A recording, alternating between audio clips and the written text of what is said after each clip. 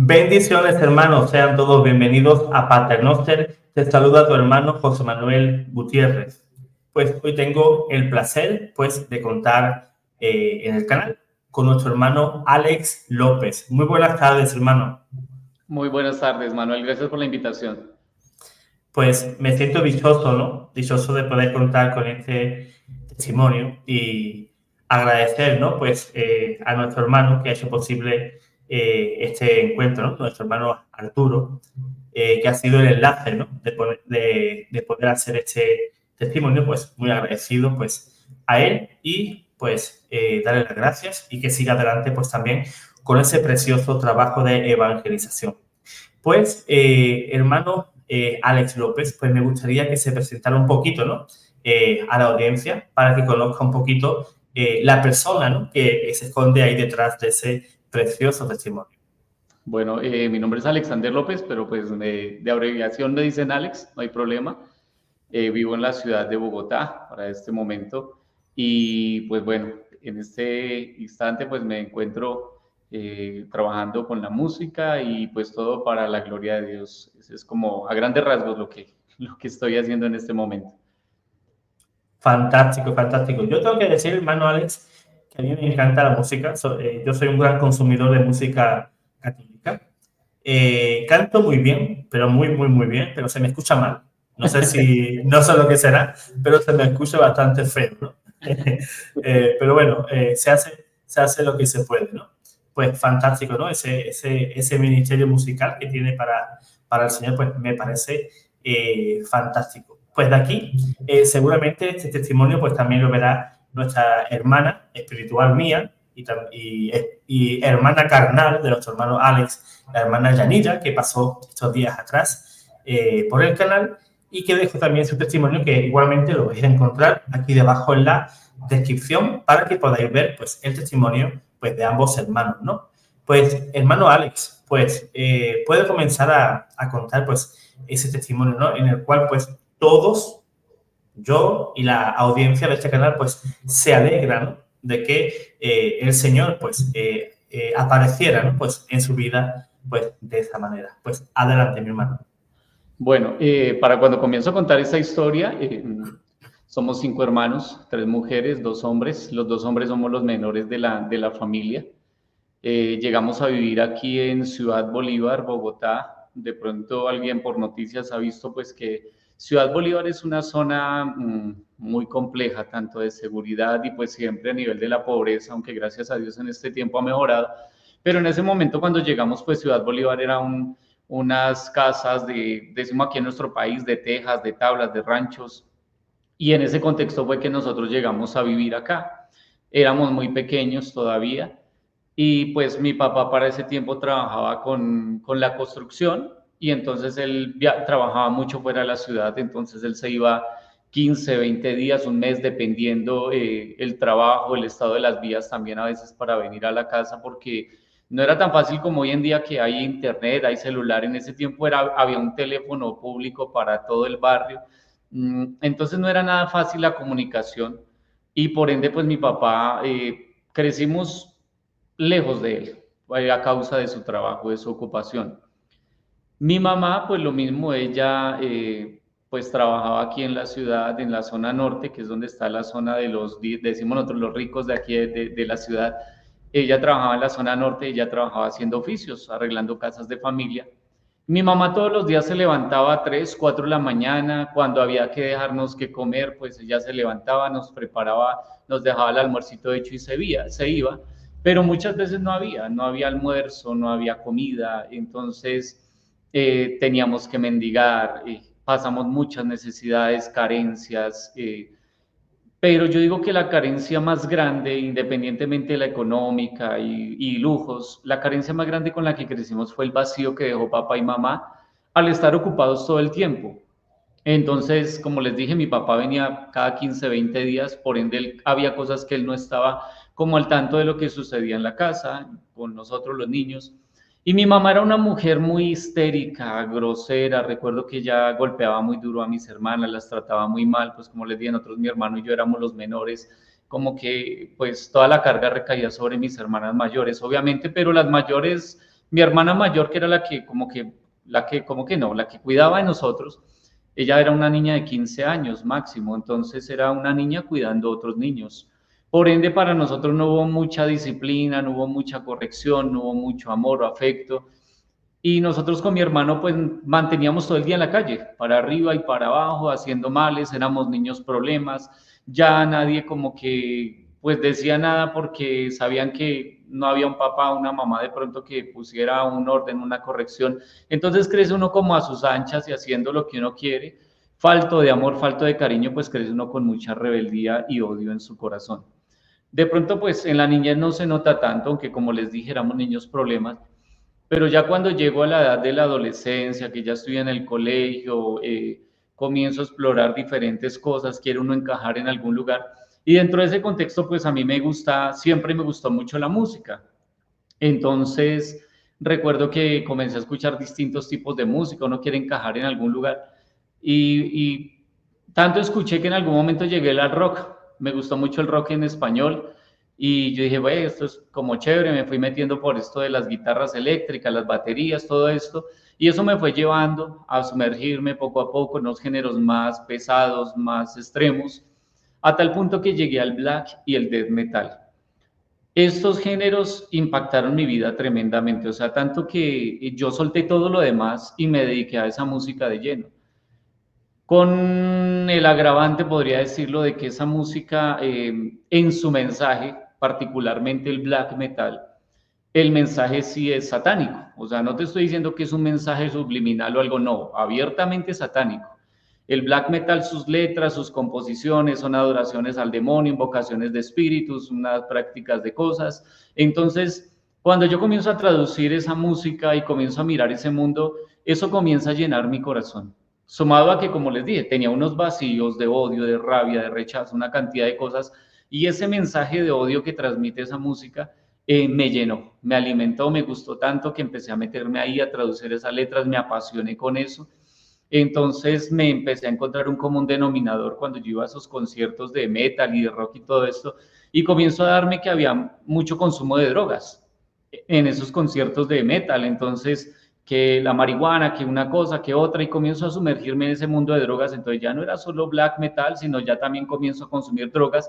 Dentro de ese contexto de esas traducciones de esas letras, como les dije, pues encuentro pactos con el demonio, invocaciones de demonios, comienzo a aprender de demonios, de cosas, y comienzo un proceso de sumergirme en el ocultismo. Entonces llega el punto donde comienzo a caer en el satanismo también.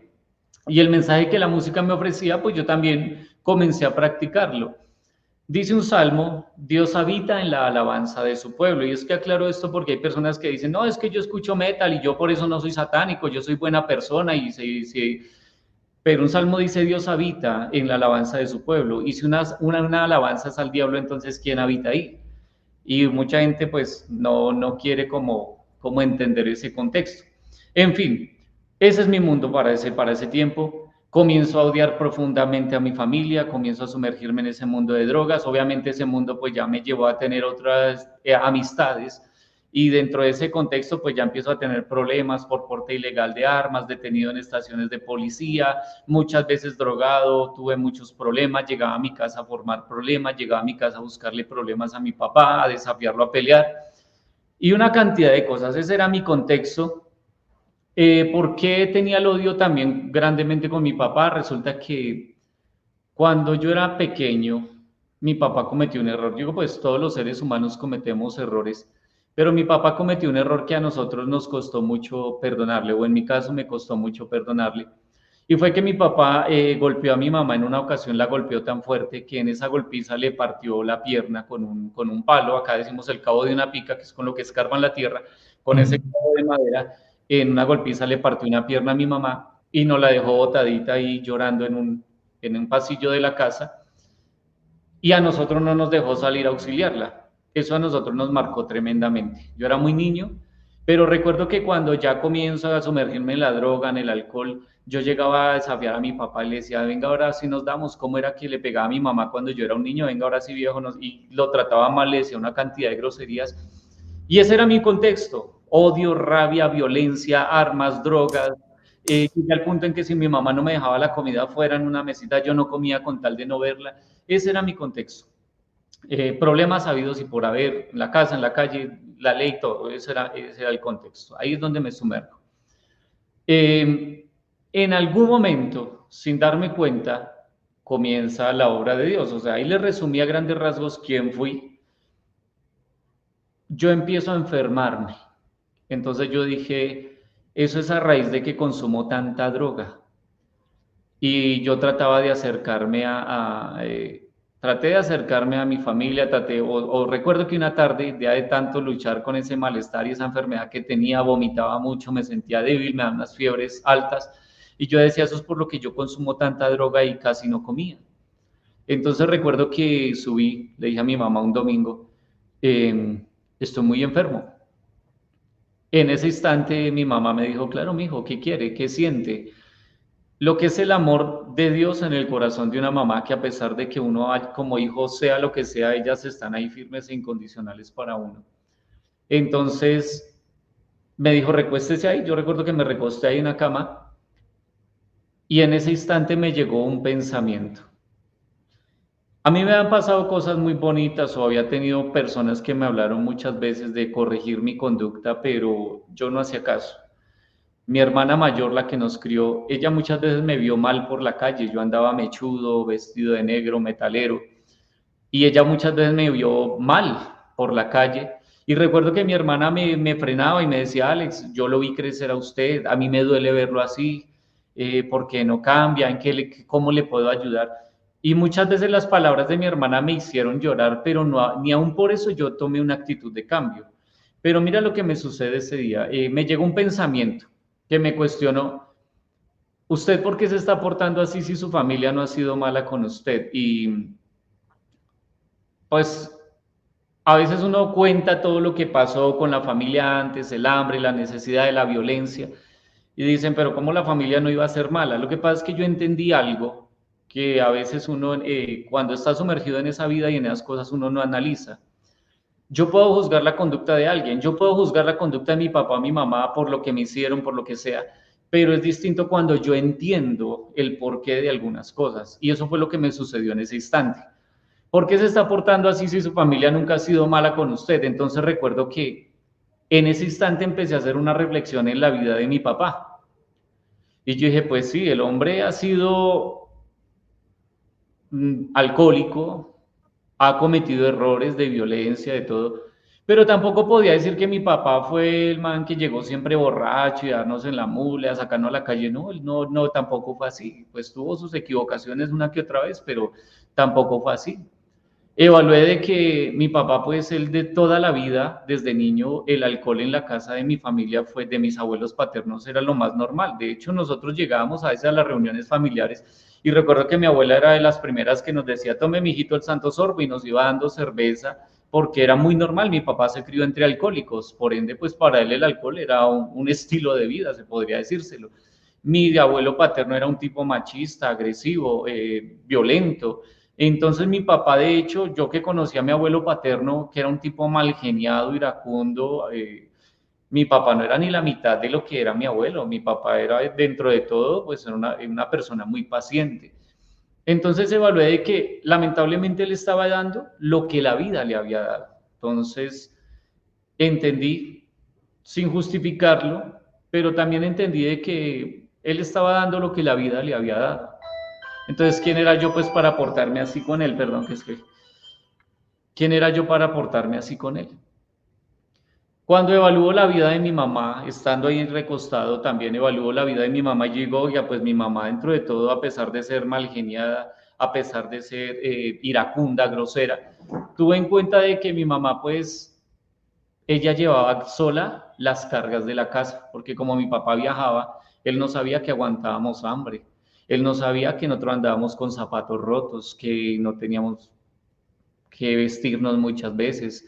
Mi mamá se iba y a veces en estos ranchos a veces violaban las niñas, se incendiaban los ranchos y quedaban los niños, se quemaban con los niños adentro. Entonces era mucha la presión que mi mamá tenía, por eso era la carga y el estrés de mi mamá, el mal genio, la ira. y ella desde muy pequeña se tuvo que ir de la casa de mis abuelos. Desde los 12 años ella se fue a trabajar en casas de familia interna, cuántas humillaciones, cuántas cosas. Entonces en ese momento entendí el contexto y dije, pues mi mamá está dando lo que la vida le ha dado.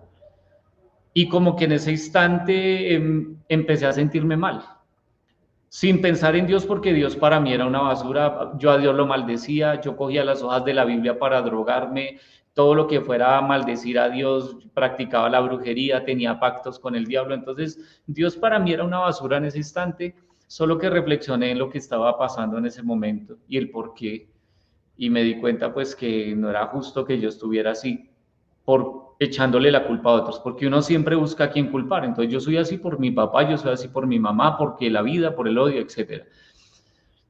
En ese momento me empecé a sentir mal y yo dije, y viene otra pregunta. Después de esa reflexión que yo hago, me viene otra pregunta a la mente. Y yo no estaba drogado, no estaba borracho, estaba en mis 5 sentidos.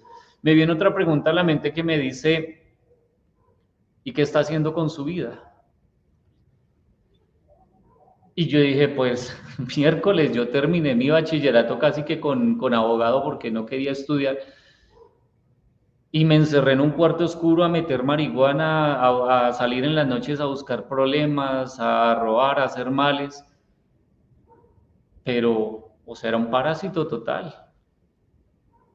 Y en ese momento, pues todo ese contexto que estoy haciendo con mi vida, verme perdiendo el tiempo, encerrado ahí, viendo pasar la vida, me empezó a entrar un arrepentimiento en mi corazón. Y me levanté de ese cuarto y recuerdo que le dije, mamá, no quiero hablar con nadie. Y me fui para abajo porque pues ya para ese tiempo ya la casa se ha construido, era una casa de 2 pisos. Entonces yo me fui para mi cuarto que estaba en el primer piso, en la primera planta, y me encerré en ese cuarto y empecé a hablar con el diablo. Yo hablaba todo el tiempo con el diablo, yo le hacía muchas oraciones, invocaciones, una cantidad de cosas. De hecho, cuando viene Dios a mi vida en ese instante, fue porque yo ya estaba en un proceso de ascendimiento en esa parte de satanismo y ocultismo, porque es que eso también va por niveles. Eso no es que ya yo me metí, invoqué al diablo y ya no, o sea, eso tiene unos niveles.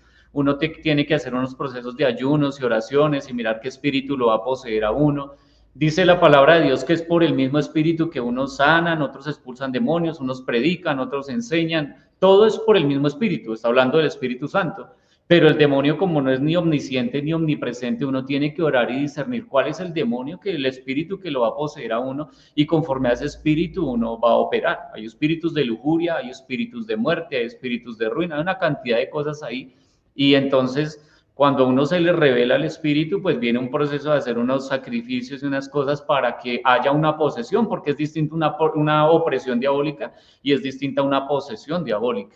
Entonces, Hermano, señor. hermano, la persona que está haciendo ese tipo de rituales, él puede pedir algún tipo de demonio. Pues mira, pues yo quiero que me posea, pues, como ha dicho, ¿no? El demonio de la lujuria, de Exacto. ruina. Sí, uno puede elegir qué tipo de o qué clase de demonio, ¿no? Pues no tanto elegir, porque a la larga dentro de todo se trata de hacer la voluntad del Padre. Y uno Claro. uno en el satanismo, uno al diablo lo llama Padre. Y lo adora y lo alaba como alaba uno a Dios. O sea, las palabras como yo le diría a Dios, Padre amado, Padre de la gloria, eres hermoso, eres precioso. Esas palabras uno las usa también con el demonio. Entonces, como se Ajá, trata de hacer la voluntad de él, dentro del proceso, claro. pues uno va a buscar un favor personal, un beneficio personal, pero se Ujú. trata de hacer la voluntad de él. Entonces, por eso te decía que los ayunos y las oraciones para discernir cuál es el espíritu que lo va a poseer a uno. Y con base a esa revelación, pues viene el proceso de que le pidan, Ajá. porque ellos también le piden algo. O sea, recuerdo en ese momento nosotros teníamos un gato en la casa y a mí me pedían algo muy específico con el gato. Entonces yo estaba en todo ese proceso de hacer ese ascendimiento, estaba en el proceso de vincularme con una secta satánica, porque hasta el momento yo venía andando solo, si se podría decir. Todo lo que venía haciendo lo venía haciendo guiado por la música, guiado por mis procesos de oración que yo hacía. Yo hacía muchas cosas para vincularme más espiritualmente, porque pues uno entiende que a veces no es la multitud, sino es lo que uno personalmente va haciendo para entregarse a lo que uno está involucrado. En ese momento, pues era con el demonio. Entonces les estaba diciendo, sin querer perder el hilo, Me bajo a mi cuarto y comienzo a hablar con el diablo, comienzo a hablar con él y le digo, yo no sigo más en esto, o sea, yo dije, paro todo esto, proceso de ascendimiento, todo esto, yo paro con esto, lo pensé yo, y dije, me voy a volver una persona más normal, necesito ayudar también en mi casa, o sea, pensé en algo distinto para mi vida. No pensaba en Dios, vuelvo y lo digo, Dios seguía siendo una basura para mí, solo quería un cambio de vida en ese sentido. Y resulta que, bueno, ahí se me pasa la tarde, comencé a llorar porque me entró arrepentimiento de muchas cosas que yo venía haciendo, de lo mal que me venía portando, había dañado muchísimas personas, había hecho mucho daño, induje jóvenes a las drogas, hice muchas cosas malas, dañé muchas personas. Entonces empezó a entrar arrepentimiento en mi corazón. Recuerdo que esa tarde se me pasó en esa reflexión, en ese arrepentimiento, me llegó la noche y me acosté a dormir. Aclaro, yo estaba en mis cinco sentidos, yo esa tarde no me fumé nada, no me tomé nada, estaba en mis cinco sentidos, me acuesto a dormir. Y digo yo pues que cuando me quedo dormido, se me paró el demonio al frente, o sea, se me paró al frente, un hombre común y corriente, no tiene afán de nada, y comenzó a hablar conmigo. O sea, lo que más me sorprende es ver que el tipo no tiene afán, una paciencia tremenda en ese momento. Y comenzamos a hablar. Entonces se me para al frente el tipo con esa paciencia, con esa calma, y comenzamos a hablar. Entonces me dijo que va a renunciar y yo le dije sí. Y en ese momento me dijo, vamos a dar una vuelta. Me sacó de mi casa. En este momento les voy a contar algo que vivíamos en mi casa, que uno se acostumbra a esas vivencias, pero que no está nada bien. Yo tengo una hermana mayor que yo, o sea, yo le sigo a ella en edad, y yo desde que tengo uso de razón, ella consumía droga. O sea, ella estaba interna, para cuando me sucede esto, ella estaba interna en el Cartucho. En Bogotá tal vez algunos vieron por noticias algo que salió a la calle del Bronx, y un lugar donde se expendía mucha droga, hubo mucha muerte, casas de tortura, una cantidad de cosas. El Bronx comenzó en la calle del Cartucho. Hoy en día ahí construyeron un parque muy grande y todo esto, entonces para ese momento mi hermana estaba interna en el Cartucho que era una calle llena de ollas. Ollas le llamamos acá a los lugares donde le venden el vicio a uno, la marihuana, el bazuco, el perico, toda la droga usted la conseguía ahí. Y eran cuartos pequeños o casas grandes donde usted, desde que usted tuviera plata, usted iba y se sentaba y se internaba allá a consumir todo el vicio que quisiera. Allá le llevaban lo que usted quisiera, si quería prostitutas, si quería que le mataran a alguien, lo que usted necesitara allá, desde que usted tuviera plata, usted se sentaba y consumía tiempos, semanas, lo que quisiera, desde que tuviera plata podía estar ahí. Y la gente se internaba ahí. Entonces mi hermana para ese tiempo estaba internada en el Cartucho, ejercía la prostitución, estaba vinculada con una banda de escopolaminadores, son personas que roban, drogan a la gente y lo roban. Entonces ella estaba allá.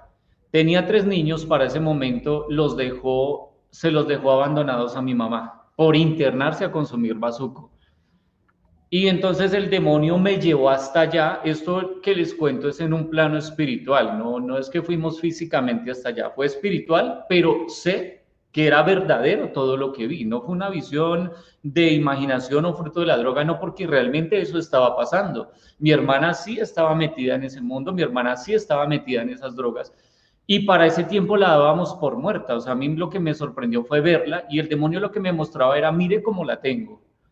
Lo que él quería hacer era mostrarme que él tenía el control y que yo no tenía dónde ir. Ese era el propósito de él, o sea, no era mostrarme las cosas porque sí.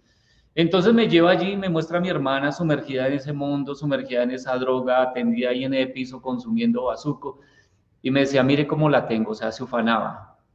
Luego me devuelve a la casa, y en la casa teníamos otro problemilla. Mi mamá y mi papá eran muy devotos de la brujería. Entonces mi mamá le gustaba mucho ir a que le leyeran las cartas, que los riegos, que para la ruina, que este baño, que una cantidad de cosas. Entonces eso, el demonio me mostraba cómo lo maneja él. Y son puertas que uno abre y que aunque uno no crea, pues la verdad es que el diablo existe. Y cuando uno riega esas aguas y que uno riega el agua para la prosperidad, realmente lo que hace es traer una cantidad de demonios espiritualmente hablando, lo que entran es demonios y eso se va volviendo ruina con el tiempo. Mi mamá tenía una práctica que era ir donde José Gregorio Hernández Y entonces, ¿qué era eso? Eso de que van y pagan una consulta y entonces invocan al hermano Gregorio y que el espíritu del hermano Gregorio viene y los opera en la casa. Entonces muchas veces vi a mi mamá acostarse vestida de blanco, un vasito de alcohol, una imagen de José Gregorio, una imagen del divino niño y algodón junto a la cama. Y ella esa noche dormía sola porque el hermano Gregorio iba a venir a operarla. Pues la verdad, funciona.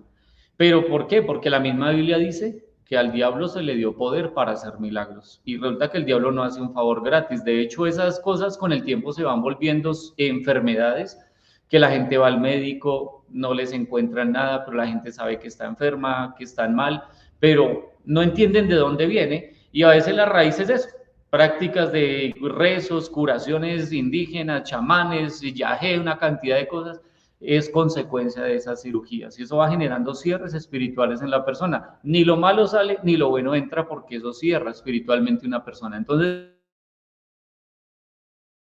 contaminaciones que traíamos a la casa. Mi papá lo mismo, él iba a unas ciudades por aquí cerca que son muy conocidas por la brujería, entonces traía riegos, traía inciensos. Yo recuerdo a veces yo le ayudé a veces a quemar esos inciensos en la casa, que para la prosperidad, que para sacar la ruina, porque es que en mi casa era una ruina terrible, aquí no había agua, no había luz, todo era de contrabando, como el poste de la luz quedaba ahí cerquita, entonces no se colgaba la luz ahí, venía el carro, la luz, corra a desconectar el cable, el agua lo mismo, escaseaba todo. Unas plagas, unas infestaciones de pulgas, de cucarachas, o sea, era una ruina tremenda la que había en la casa. Y el diablo me mostraba cómo nosotros mismos, pues lo teníamos ahí. Más encima, como la cereza sobre el pastel, era la unión libre de mis papás. O sea, literal, él me lo dijo, la unión libre de mis papás. Eso era una puerta abierta también para él. Y más encima yo adorándolo en la casa, sirviéndole, todas las cosas yo las hacía en mi cuarto. O sea, este era un portal abierto a los demonios, era un altar al diablo esa casa. Pues él me muestra todo ese panorama, yo veo esa oscuridad, ese fango tan grande en la casa, Dios para mí no valía. Me dijo, ¿eso qué va a renunciar? Vamos a hacer un sacrificio. Y yo dije, pues sí. Yo dije, por fin vamos a matar el gato y vamos a seguir con lo que yo veníamos. Yo dije, pues sí. Y recuerdo que en ese momento cuando yo le dije, pues sí, listo. Yo ahí mismo me había acostado en mi cama así, cruzado de pies y de brazos, totalmente paralizado. Y él se paró aquí junto a mi cama, se paró y sacó un cuchillo grandísimo y ahí fue donde yo dije, este man me va a matar. Eso es fracción de segundos. Alguien vino y se paró, yo estando acostado, alguien se paró aquí en la cabecera de la cama y esa persona que se paró ahí nombró a Dios, pegó un grito, dijo Dios, pero fue un clamor, un grito. No vi quién fue. Ahí hay personas que me han dicho, Alex, ¿y quién era? Yo era la Virgen, era el ángel de la guarda. Yo no sé, yo a esta altura todavía no sé. Y recuerdo que esa persona con voz audible llamó a Dios, dijo Dios, cuando yo escuché ese grito, el demonio ahí sí se le vio como se le demudó el rostro y le preguntó a esa persona, ¿por qué lo defienden si usted sabe quién es él? Y habló en plural, ¿por qué lo defienden si usted sabe quién es él? Y a mí me trató mal y se fue, yo lo vi cuando él se fue. Y automáticamente yo me quedo en mi cama así, yo miré para todos lados, nunca se me ocurrió mirar hacia atrás y solo sé que me senté y cuando yo me senté, yo pregunté en voz alta, ¿y ahora yo qué hago? Cuando esa voz, nuevamente con voz audible, me dijo, confiésese y comulgue. Yo quedé así en mi cuarto, entré en una guerra porque yo era el que decía, yo que me voy a confesar con un man que es más pecador que yo. Yo me burlaba de las iglesias, yo me burlaba de los sacerdotes, de los pastores, de lo que fuera que me representara imagen de Dios, para mí era una burla, o sea, era un deleite burlarme de ellos. Entonces yo que me iba a ir a humillármeles a una iglesia a buscarles ayuda. Yo eso no lo iba a hacer, y menos que porque tuve una experiencia como esa, no, o sea, la verdad yo no lo pensé, hasta me logré reír desde de que me dieran esa orden en ese momento. Pero lo curioso fue que desde ese instante yo empecé a experimentar un vacío tan grande en mi corazón que yo consumía droga, me iba para la calle con mis amigos, era un vacío que nada lo llenaba. Me empecé a rodear de mi familia, me seguía sintiendo solo, a tal punto que un día dije, me voy a matar. Pasaba el tiempo y ese vacío ahí cada vez más grande, dije, me voy a matar. Entonces empecé a listar todo para matarme y recuerdo que esa vez vuelvo a escuchar la voz. Me dijo, vaya a la iglesia, confiésese y comulgue. Y yo recuerdo que hice un trato con esa voz y le dije, listo, yo voy y me confieso y comulgo, pero si no pasa nada, yo vengo y me mato. Y efectivamente entonces me fui para la iglesia. Recuerdo que llegué, padre, quiero confesarme. La soberbia de uno, ¿no? Que uno lleva años alejado de Dios y uno quiere que apenas llegó a la iglesia, entonces ya le pongan alfombra roja y lo atiendan pues como el príncipe porque viene del mundo o está enseñado uno en el mundo así. Y recuerdo que en ese instante el padre me dijo, claro, mijo, regáleme un momentico, estaban acomodando unas sillas en el altar. Y se fue, dijo, regáleme un momentico, acomodamos las sillas y ya. Y en ese momento yo dije, ¿yo por qué tengo que esperar a este man? Luego es que, ¿quién es? Él tenía que atenderme de una vez. Y yo recuerdo que salí y me fui. Y ya por el camino yo me puse a reflexionar y yo dije, pero yo qué estoy haciendo, se supone que lo que tengo que hacer es confesarme, estar allá, yo por qué me fui, porque como que me desperté de lo que, pues ya no podía devolverme porque ya era noche, ya no me iba a atender el sacerdote a esa hora, entonces recuerdo que llegué a mi casa y por primera vez en muchos años oré. Recuerdo que esa noche me arrodillé y dije, pues como algo que dice es ahora o nunca, entonces me puse a rezar un Padre Nuestro que era como la oración que por allá en catequesis muchos años atrás había aprendido alguna vez, y recé un Padre Nuestro, y recuerdo que ese día empecé a darme pena porque estaba rezando, y eso que estaba solo en mi cuarto, un cuarto oscuro, pero me daba pena estar rezando. Yo recuerdo, yo me sentía la cara roja de la pena por estar rezando, por estar practicando algo de lo que siempre me burlé, era una humillación para mí. Y sumado a unas experiencias espirituales, porque obvio el diablo no se deja sacar fácil de ningún lugar, entonces no fue una lucha nada fácil esa noche. Al otro día recuerdo que me fui para la iglesia, a la parroquia. Padre, quiero confesarme, pues ahí sí el padre me dijo, venga a ver, y recuerdo que me senté y empecé a hablar con el padre. Mira, mi primera confesión ni siquiera fue bien hecha porque pues no tenía noción de muchas cosas, pero comienzo a hablar, a contar, y en ese instante comienzo a sentir que mi estómago como que se me contrae y literal, yo sentí que alguien se paró aquí al lado mío, aquí a mi izquierda estaba el sacerdote, pero aquí alguien se paró y esa persona me trataba mal, me decía no se humille y me decía una cantidad de groserías. Yo las escuchaba, yo a veces hasta miraba al padre porque yo pensaba que el padre las escuchaba, pero yo noté que no. Pero entre el padre y yo había alguien que también lo único que decía era siga, pero me lo decía con autoridad, no autoridad de braveza, sino uno siente una voz firme, suave pero firme, siga. Y a este lado las groserías y entre el padre y yo esa persona me decía siga. Entonces yo, esa voz me imprimía como una fuerza y yo seguía hablando. Cuando de un momento a otro estallé, algo se rompe y empecé a llorar. Nunca en mi vida había llorado tanto. Total, el padre me absuelve, se va. Cuando yo pisé, nosotros estamos en la sala del despacho parroquial, yo pisé de la sala, yo salgo y piso la calle, mira, literal, yo tuve una paz tan grande en ese momento que a pesar de que yo duré días consumiendo droga, alcohol, revolcándome en el fango más desordenado, pero nunca experimenté esa paz tan grande como la que experimenté ese día.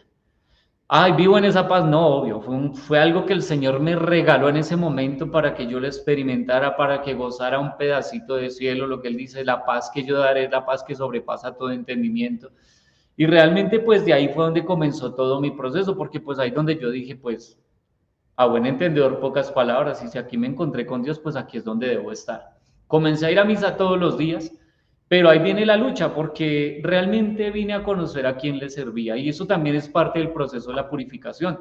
Todos los demonios que invoqué, todas las puertas que yo abrí, pues ahora tenía que empezar a cerrar puertas, tenía que empezar a renunciar a los demonios, y obviamente pues él se vino con toda contra mí, comenzaron todo lo que yo busqué en la calle en algún momento me lo empezó a poner en bandeja, me empezó a traer mujeres, me empezó a traer drogas, me empezó a traer todo, me aparecía, o sea, todo se me daba tan fácil que en otro momento yo salía y lo buscaba y caminaba y lo que fuera, todo se me empezó a dar.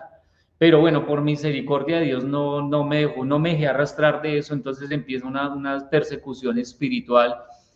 Yo me acostaba a dormir literal, me jalaban las cobijas, me tumbaban cosas. Él no podía tocarme, en ese tiempo yo no entendía, hoy en día lo entiendo porque ya mi vida estaba en las manos de Dios. pero sin embargo él me atormentó, lo que era pasar noches enteras sin poder dormir. Eso también es desesperante. A mí lo único que me apaciguaba era ir a la Eucaristía, pero yo no sabía que Eucaristía en las mañanas, no sabía que uno podía ir al Santísimo también, no tenía el conocimiento del poder que tiene la palabra de Dios. O sea, muchas cosas, herramientas que tenemos y que no usamos, o que en el momento yo no usaba. Entonces yo simplemente me limitaba a ir a la Eucaristía, que era lo que me daba tranquilidad. Cuando uno ha sido drogadicto, sumado a las puertas espirituales que yo tenía, el drogadicto pasa por algo que se llama el síndrome de abstinencia. Entonces empieza a entrar unos lapsos de que uno quiere consumir droga y si uno no consume empieza a darle rabia, mal genio, ira, quiere uno romperse con todo, matarse, matar lo que sea, pero empieza uno de esa ansiedad porque el cuerpo pide la droga, sumado al satanismo y todas las cosas. Entonces mis luchas a veces eran muy fuertes. Tanto es que recuerdo un día terminada la Eucaristía, le dije, me arrodillé delante del Santísimo y empecé a llorar, porque ese día había tenido una lucha muy fuerte. Y le dije, Señor, hay algo en mí que me llama, yo quiero volver allá, yo quiero volver a las drogas, yo quiero volver a toda esa vida, quiero volver, pero a la misma vez hay algo en mí que ya sé que no, o sea, es una lucha interna, ya sé que no. Pero ayúdeme, Señor. Y yo empecé a llorar y le clamaba al Señor que me ayudara. Y en ese momento se me acercó una abuelita, una ancianita, y me dice, ¿por qué está llorando? Entonces recuerdo que a grandes rasgos le conté lo que me pasaba y me dijo, usted está sufriendo por nada, haga el rosario y verá que saca ese diablo corriendo.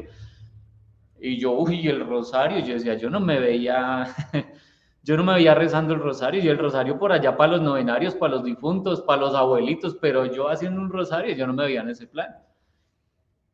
Pero recuerdo una tarde me atacó tan fuerte, fue una lucha tan fuerte la que tuve ese día.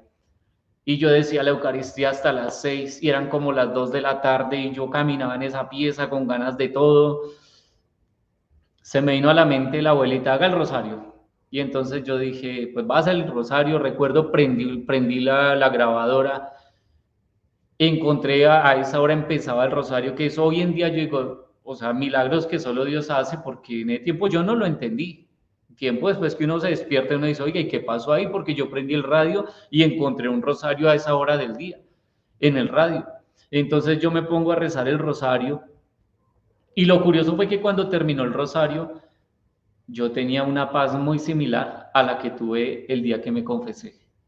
Entonces yo dije, esto sirve. Entonces, como buen católico, cada vez que me sentía mal, comenzaba a hacer el rosario con la misa, y cuando ya me sentía tranquilo, pues yo soltaba el rosario y por ahí iba, seguía yendo a la misa. Y así me volví, buscaba el Dios bombero.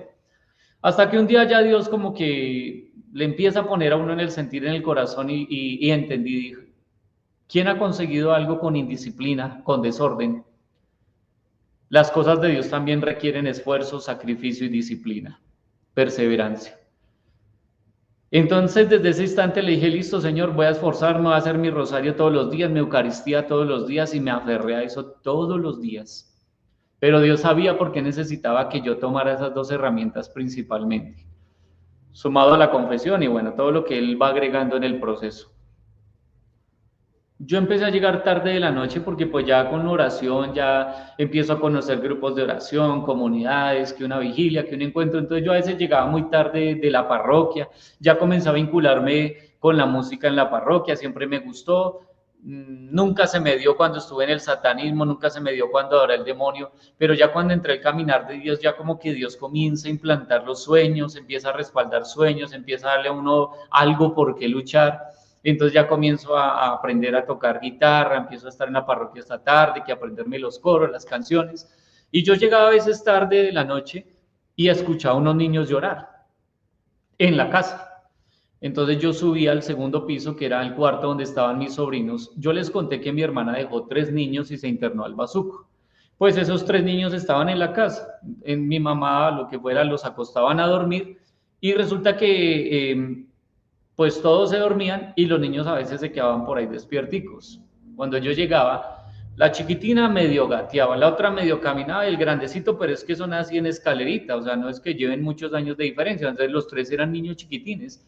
Y la chiquitina por allá a veces la encontraba dormida debajo de la cama, los otros por ahí llorando, tío, mi mamá cuando vuelve, tío, mi papá cuando vuelve, y me lo reclamaban a mí. A mí eso me hacía un nudo en el corazón, yo recuerdo. Nunca lloraba delante de ellos, pero yo les decía, tranquilos que su mamá va a volver. Los dormía y me bajaba a mi cuarto a la hora que fuera. Y yo cogía mi rosario. Y yo me arrodillaba. Y yo recuerdo muchas veces, con lágrimas en los ojos, perdónenme que me destiemble, no, Tranquilo, no es de tristeza, de emoción. es cuando uno ve la grandeza de Dios. Y yo recuerdo que yo me arrodillaba y yo cogía mi rosario y le decía, Señor, traiga a mi hermana. No porque yo se lo pido, esos niños la necesitan. Y yo empecé a dar mi rosario, mi Eucaristía todos los días por la conversión de mi hermana, todos los días. Yo comulgaba y rezaba mi rosario por ella. Y desde un principio Dios siempre me dio como el empuje, podría decirlo de esa manera, de hacer guerra espiritual. O sea, yo no me conformaba con decir, Señor, cámbiela, sino yo en el nombre de Jesús me metía y reprendía todos los espíritus de muerte, de drogadicción. Yo en el rosario hacía mucha batalla espiritual por mi hermana. Les dije que mi hermana la dábamos por muerta. Bueno, aunque yo ya sabía que ella estaba viva, teniendo en cuenta la visión que tuve cuando el demonio me llevó, pero ella seguía sin venir a la casa. Yo le estoy hablando de ya un proceso de un buen tiempo entre lo que me sucedió y a lo que les estoy narrando en este momento. Entonces mi hermana todavía no daba razones de estar por ningún lado. Un día apareció y llegó buscándome a mí. Ella no sabía qué había pasado conmigo, ella mucho menos sabía que lloraba por ella, y ella llegó buscándome exclusivamente a mí. Y me dijo llorando, Alex, yo quiero salir de esto me quedó grande, yo quiero ser mamá, bueno, una cantidad de cosas.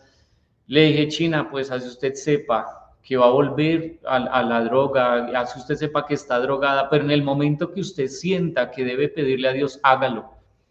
Vaya a la iglesia, arrodíllese, clámele que la saque de esa vida. Y ella volvió y se fue, y yo seguía orando por ella. El día menos pensado ya ella regresó, iniciamos un proceso con ella. Gracias a Dios, Dios la sanó, como Manuel lo dijo, nos contó el testimonio ahí en este canal también ya. Para la gloria de Dios es una mujer nueva, es una mujer que le sirve muchísimo al Señor hoy en día, y ahí estamos en ese caminar. Entonces, viene el proceso de la conversión de mi hermana, para la gloria de Dios. Y pues yo sigo en mi caminar, porque Dios le va mostrando a uno que es lo que tiene que ir haciendo. Dentro del proceso viene la otra revelación, que es el matrimonio de mi papá y mi mamá. Yo le decía, bueno, Señor, ¿cómo cortamos? ¿Cómo podemos empezar a cortar más de raíz todas estas cadenas, estas maldiciones? Y entonces donde él me muestra que el matrimonio de mi papá y mi mamá nos iba a servir mucho para cerrar puertas, porque es que el Salmo lo dice, si la cabeza está bien, o sea, como cae la unción por la cabeza del sacerdote hacia la barba y fluye hacia el cuerpo, así fluye la bendición. Y así pasa en la familia. Si papá y mamá están bien, si la cabeza está bien, el cuerpo va a estar bien. Entonces, el hecho de que mi papá y mi mamá empezaran a entrar dentro del orden de Dios, a nosotros nos iba a beneficiar tremendamente. Entonces, yo recuerdo que un día llegué todo contento y le dije, mamá, ¿por qué no se casan? Y mi mamá, cuando yo estuve en las drogas, cuando yo estuve mal, mi mamá nunca me echó de la casa. Pero ese día que le dije, ¿por qué no se casan? Mire que yo tengo unos amigos sacerdotes, de pronto nos colaboran para hacer la ceremonia y todo. Mi mamá ese día sí me echó de la casa y sí me dijo, pero ¿quién es usted para venir a hablarnos aquí que nos casemos? Usted no era esto, esto y lo otro, y mejor, ¿por qué no se va? Literal me echó de la casa ese día. Y yo, pues bueno, señor, yo todavía no tengo compromisos con nadie, no me he casado, no he hecho nada, pues hagamos un trato. Yo hago lo mío, usted haga lo suyo. ¿Qué era lo mío? Orar. Yo entendí que orando, y yo era todos los días, yo aprendí que era orar por algo hasta que viera la respuesta. Y entonces empecé a hacer mi rosario todos los días, la Eucaristía todos los días por ese matrimonio. Mira, en otro tiempo, como lo dije antes, yo rogaba que mi mamá me dejara la comida afuera con tal de no verlos. Pero en ese tiempo mi mamá, yo creo que ella rogaba darme la comida afuera con tal de no verme, porque cuando uno empieza a orar por alguien, eso va a empezar a golpear.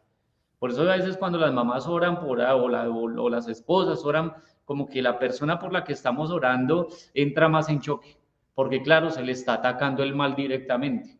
Así usted no le diga nada a la persona, el golpe espiritual se siente. Así Entonces, es. Yo simplemente al ver la reacción de ella y de ellos, yo sabía que algo estaba sucediendo.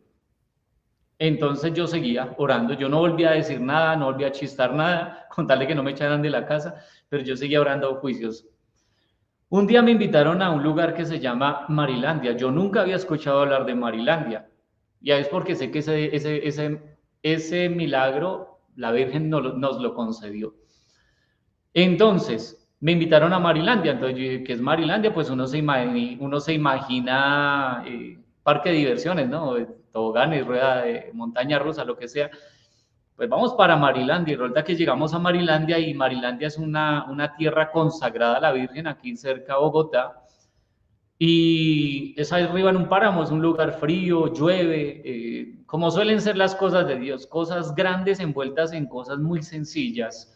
Entonces, pues yo llegué allá y pues la verdad no me sorprendió, eso había barro, que una imagen de la Virgen, cosas, vuelvo y le digo, cosas muy sencillas porque uno no ve la grandeza de Dios. Entonces, pues recuerdo que con las personas que fuimos, rezamos un rosario frente a la imagen de la Virgen y, muy bonito todo y nos devolvimos. Cuando yo llegué a la casa, yo llegué con mis zapatos embarrados, yo venía algo embarrado de ese día. Pero cuando las cosas tienen que pasar como tienen que pasar, entonces recuerdo que yo les dije es que vengo de Marilandia. ¿Y qué es Marilandia? No una tierra consagrada a la Virgen por allá arriba. No queremos ir a Marilandia. Mi familia, que si yo les decía vamos a misa, que al terminar les van a dar cerveza gratis y ni aún así me caminaban a una misa. Y en ese momento que yo les dijera vengo de Marilandia y que dijeran que queremos ir. Y acabamos yendo todos a Marilandia, recuerdo, para ese momento como familia. Mis papás, mis hermanas con sus parejas, mi novia en ese tiempo. Todos en Marilandia. La vez que yo fui llovió, no había nadie, eso estaba solo. El día que fui con mi familia había un sol precioso, había una monjita por ahí dando vueltas. Cuando menos pensamos la monjita se nos acercó, una abuelita también, y empezó a hablar. Dijo, no, pues ya que los veo aquí tan aperados y tan tranquilos, venga, y se sentó y empezó a hablarnos, y adivinen de qué hablaba del matrimonio y el matrimonio esto y el matrimonio lo otro, y yo apenas como que me trataba de esconder porque yo decía como que ahorita van a decir que yo me puse de acuerdo con la monjita para que les hablara del matrimonio, lo que fuera. Pero mira que tanto habló Dios ese día del matrimonio, que ese día ellos cuadraron fecha.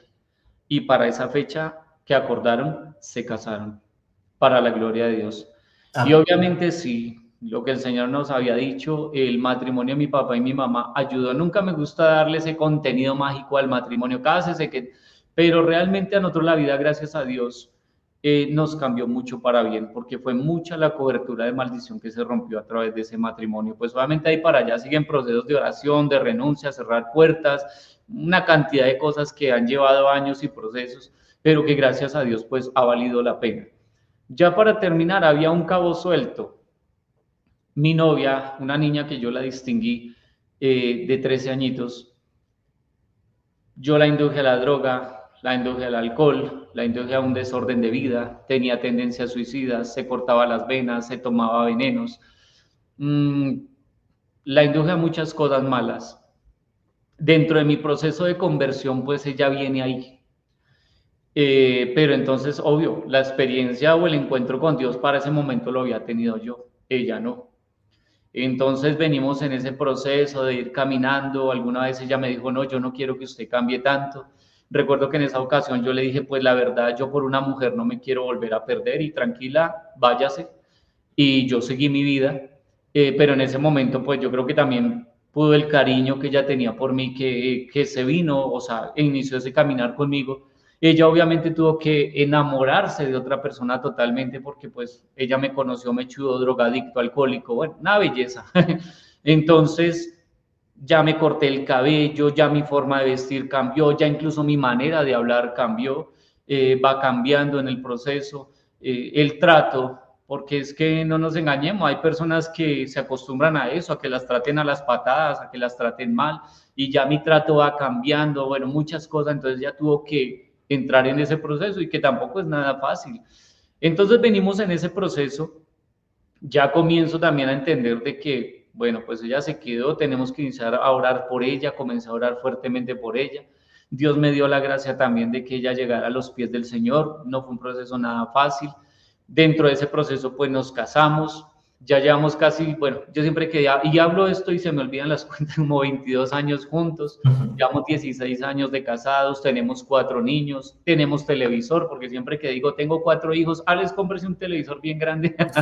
Entonces, gracias a Dios, pues tenemos, no, el Señor ha hecho muchas cosas grandes, entre eso, pues sanar las heridas que traía mi esposa, entendimos por qué esas tendencias suicidas, consecuencia de intentos de aborto de la mamá en el vientre, rechazo que recibió del papá, una cantidad de cosas que generaron en ella esas cadenas de suicidio y de muerte, que todo en el proceso Dios nos fue dando el entendimiento para ir cortando en el nombre de Jesús y pues con la ayuda de Jesús, de nuestro Señor Jesucristo, para cerrar todas esas puertas. Y ese es a grandes rasgos nuestro caminar en día, hasta el día de hoy. No sé, Manuel, ¿quieres hacer alguna pregunta? Pues sí, has tocado ahí al final un poquito lo que es el tema de las maldiciones, ¿no? Maldiciones intergeneracionales, ¿no? Cómo nos afectan las acciones, no los pecados, no decimos los pecados porque hay mucha confusión respecto a eso, pero sí las decisiones que toman nuestros padres, abuelos, ¿no? Que han llevado una vida pues bastante complicada, eso pues afecta, ¿no? Pues a la persona que vaya pues a seguir esa generación, ¿no? Esas nuevas generaciones pues van a ir pues sufriendo pues a veces, si no se corta, ¿no? De raíz, si no se cierran esas puertas, ¿no? Pues seguramente pues puede ser que sufran de esos mismos males que sufren sus antepasados. Y me alegro muchísimo, hermano, que haya dicho al comienzo, ¿no? Lo del tema del black metal, porque mucha gente lo puede ver como, sí, como algo inocuo, ¿no? Como algo que no nos afecta, ¿no? Si yo simplemente lo escucho un ratito en casa cuando voy al trabajo, ¿no? Es que ni siquiera un poquito, ni siquiera un poquito. Yo, por ejemplo, un veneno ni siquiera lo probaría un poquito, a ver a qué sabe, ¿no? Pues de la misma manera, pues ese tipo de acciones, pues sí se abren puertas enormes, no una puerta a la casa del vecino, ¿no? Sino abrimos las puertas al infierno, ¿no? Y no sabemos lo que se nos puede colar por ahí. Por eso, pues, las personas que estén en esa cosa, ¿no? De estar escuchando ese tipo de música, porque le pueda parecer, pues no sé, muy cool, ¿no? Como dicen por ahí, porque para caer simpático a un amigo del trabajo, no, nada de eso. Fíjense, hermano, que es cierto, ¿no? 100% lo que dijo al comienzo, ¿no? Que esas letras son 100% satánicas, blasfemas, abiertamente, ¿no? A veces son los nombres de los grupos. Claro que estoy hablando de bandas de hace unos años atrás, no sé ahorita pues con todo esto la generación de cristal, pues para ellos que sea el metal y que sea el black metal o que sea todo esto, porque pues hoy en día ya muchas cosas van cambiando. Pero sí, el nombre, las letras, todo es una clara demostración de a quién le están sirviendo. Así es. Pues le comparto, hermano, una pequeña anécdota que me pasó a mí respecto a eso. Yo en una ocasión, pues yo me iba hacia casa después de recoger a mi hijo del colegio y se nos paró pues al lado nuestra un par de personas que iban pues con esas características de ropa, ¿no? Negras y con dibujos en la camiseta blasfemos. El dibujo que se veía, ¿no? Era prácticamente una especie como de icono, ¿no? Y se veía la imagen de la Virgen Dolorosa sosteniendo en brazos a Jesús. Justamente cuando fue bajado, ¿no? de la cruz del Calvario. Y ponía un texto en inglés. Yo no sé inglés, pero sí tengo un teléfono estupendo que me traduce el texto. Y cogí, en ese momento, mientras yo esperaba el bus y sin que ellos se dieran cuenta, ¿no? Pues escribí ese texto en el traductor de Google y me dijo textualmente el traductor: ¿acaso crees que tu Dios vive? Y a mí eso me impactó demasiado. Digo, fíjate que no es un simple letrero, ¿no? Sino que es una blasfemia total hacia nuestro Señor Jesús, ¿no? Es como si te dijera el demonio: ¿acaso crees en aquel que es un simple hombre? Aquel que no te ha salvado, ¿verdad? y es una forma de tratar de humillar, ¿no? Exacto. Y se me quedó bastante grabado. Y justamente cuando, hermano, cuando estabas nombrando aquello, ¿no? De que sí, que las letras son abiertamente blasfemas, pues me acordé sobre ese momento.